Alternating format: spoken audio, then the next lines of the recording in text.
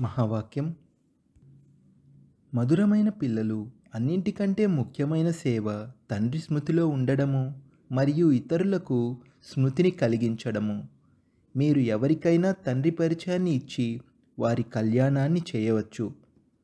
ప్రశ్న: ఏ ఒక్క చిన్న అలవాటు కూడా ఎంతో పెద్ద ఆజ్ఞా ఉల్లంఘనను చేయిస్తుంది.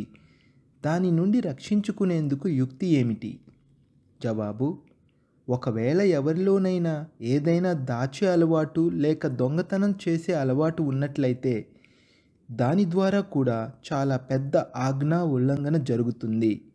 చిన్న దొంగైనా లక్షల దొంగగా అవుతారు అని అంటారు.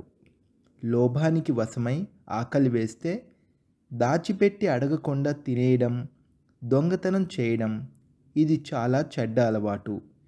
ఈ అలవాటు నుండి రక్షించుకునేందుకు బ్రహ్మబాబా సమానంగా ట్రస్టీగా అవ్వండి.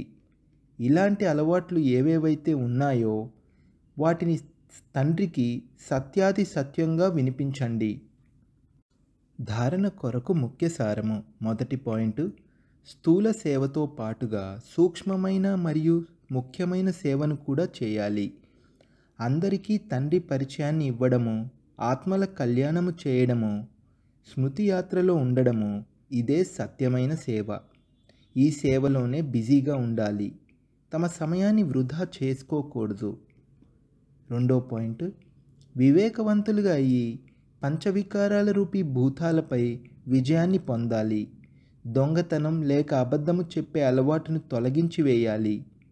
దానముగా ఇచ్చిన వస్తువును తిరిగి తీసుకోకూడదు.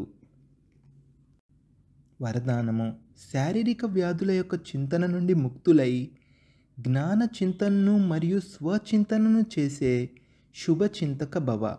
వివరణ: ఒకటేమో శారీరక వ్యాధి రావటము, మరొకటి ఆ వ్యాధి వచ్చినప్పుడు కదిలిపోవటము. వ్యాధి రావటం అనేదైతే వ్రాసిపెట్టి ఉంది, కానీ శ్రేష్ఠ స్థితి నుండి కదిలిపోవటం ఇది బంధనయుక్తులుగా ఉన్నారు అన్నదానికి గుర్తు.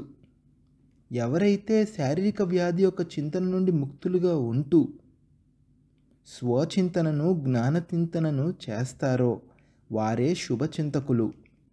ప్రకృతి శరీరము యొక్క చింతనను ఎక్కువగా చేయడం వలన చింతారూపము తయారవుతుంది. ఈ బంధనం నుండి ముక్తులుగా అవ్వటము, దీనినే కర్మాతీత స్థితి అని అంటారు. బంధనం నుండి ముక్తులుగా అవ్వటము, దీన్నే కర్మాతీత స్థితి అని అంటారు. స్లోగన్: స్నేహం యొక్క శక్తి సమస్యరూపీ పర్వతాన్ని నీరు వలె తేలికగా చేస్తుంది. స్నేహం యొక్క శక్తి సమస్యరూపీ పర్వతాన్ని కూడా నీరు వలె తేలికగా చేస్తుంది. ఓం శాంతి.